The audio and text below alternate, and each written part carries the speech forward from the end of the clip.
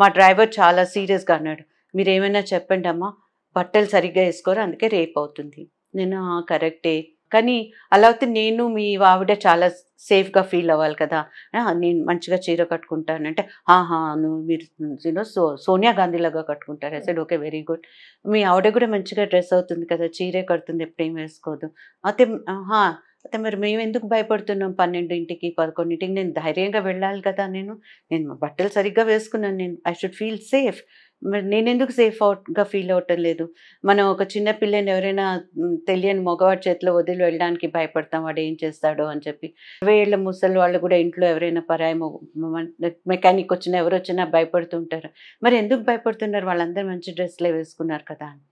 వాడు కొంచెం సేపు ఆయన నా వైపు చూసి, అదంతా ఆద్మీ కా దిమాగ్ హై madam. So I feel very good with these conversations because there's somebody